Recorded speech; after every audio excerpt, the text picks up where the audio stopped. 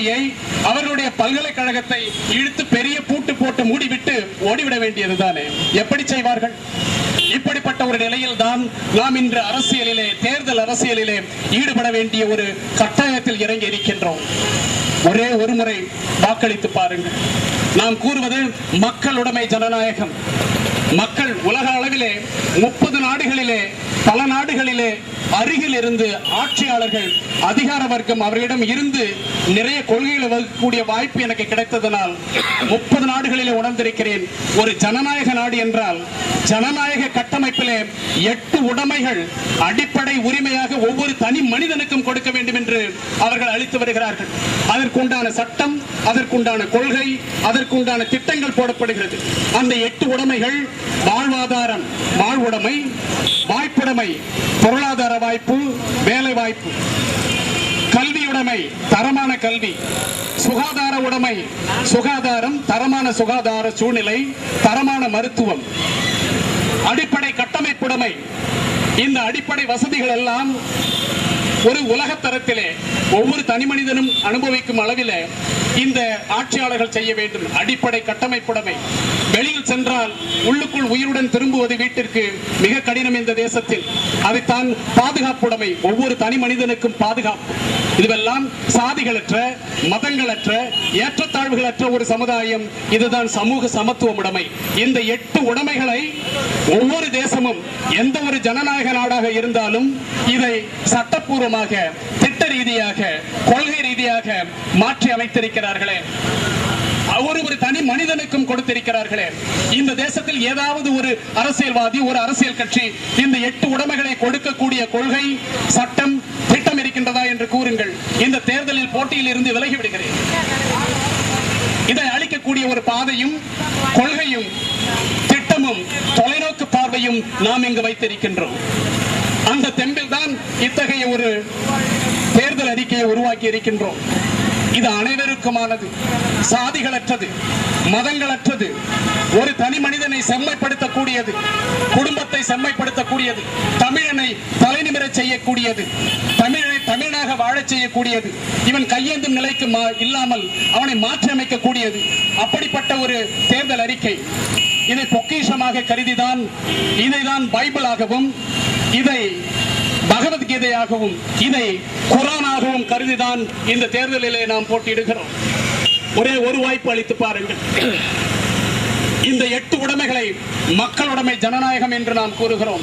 இந்த மக்கள் உடைமைகளை மீட்டு தருவதற்கு ஒரே ஒரு வாய்ப்பு. இந்த அண்ணா நகர் தொகுதி இந்த முறை நாம் தேர்தலில் தேர்ந்தெடுக்கப்பட்டால் அண்ணா நகர் தொகுதியில் இந்த 8 உடைமைகளுக்காக பாடுபடுவோம். நம் பிள்ளைகளுடைய எதிர்காலம், நம் குடும்பத்தினுடைய எதிர்காலம், இந்த 8 உடைமைகளும் குறைந்தபட்சம் குறைந்த செலவில் அல்லது இலவசமாக இந்த 8 உடைமைகளை அளிப்பதற்கு பாடுபடுவோம். இதுதான் நாம் வழங்க இருக்கும் இலவசம். இலவசமாக பசுமாடு, எரும மாடு, இலவசமாக ஆடு, இதெல்லாம் ஆடு மாடு மேய்ப்பதற்காக இலவசத்தை வழங்குவது தமிழர்கள் எல்லாம் படித்துவிட்டு மேலே உயர்ந்து செல்ல வேண்டாம், போய் ஆடு மாடு மேயுங்கள் என்று கூறும் ஒரு நிலையிலே தான் இன்று அரசியல்வாதிகள் நம்மை கையேந்தும் நிலையிலே கீழே இருக்கிறார். ஆடு மாடு மேய்ப்பவர்களாக கீழ் மட்டத்திலே கையேந்தும் நிலையில் நாம் இருந்தால் தானே இலவசங்களை இவர்கள் வாரி வாரி நம் மீது வழங்க முடியும். அப்படிப்பட்ட கையேந்தும் நிலை, அடிமை நிலையிலே நம்மை வைத்திருக்கிறார்களே. இதை மாற்றி அமைப்பதற்கு ஒரே ஒரு வாய்ப்பு.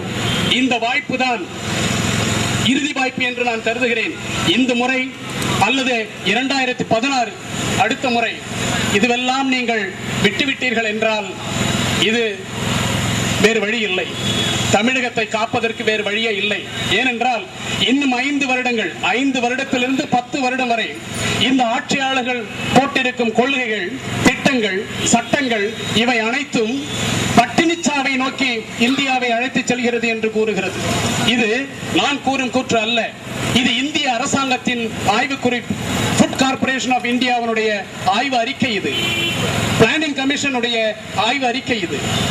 இதைத்தான் இவர்கள், இந்த கட்ட பஞ்சாயத்துக்காரர்களும் அரசியல்வாதிகளும் கருப்பு பண முதலாளிகளும் விளைநிலங்களை கூறு போட்டு இவர்கள் குத்தகையாக கொள்முதல் செய்து தமிழ்நாடு முழுவதும் இவர்களுடைய சொந்த நிலமாக மாற்றி வந்து அதில் கட்டடங்கள் அது இது என்று மாற்றி வருகிறார்கள். விளைநிலங்கள் இனி இல்லை, வாழ்வதற்கு ஒரு நாதி இல்லை. இப்படிப்பட்ட ஒரு நிலையிலே இன்று அரசியல்வாதிகள், ஆட்சியாளர்கள், அதிகார வர்க்கம் மாறி மாறி கொள்ளையடித்து சூறையாடிய ஒரே காரணத்தினால் தமிழகம் இன்று கீழ்நோக்கி சென்று கொண்டிருக்கிறது. கூட கோபுரங்களை பார்த்து ஏமாந்து விடாதீர்கள்.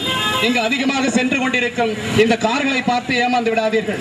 பிசா ஹட்ஸ் அது அதுன்னு அமெரிக்காவில் இருந்து நிறைய இந்த சாப்பிடுவதற்கெல்லாம் நிறைய கடைகள்லாம் வந்திருக்கு. அதை பார்த்து ஏமாந்து விடாதீர்கள். இதுவெல்லாம் பொய்யான தோற்றம். நம்முடைய கிராமப்புற ஒரு பொருளாதாரம், விவசாய பொருளாதாரம், இது பாதுகாக்கப்பட வேண்டும். நகர்ப்புறத்தில் வாய்ப்புகள் பெருக வேண்டும், நகர்ப்புறத்தில் தொழில் பெருக வேண்டும். இது ஒன்றே வாய்ப்பினை உருவாக்கும். அப்படிப்பட்ட வாய்ப்புகளை உருவாக்குவதற்காக நாம் பாடுபடுவோம்.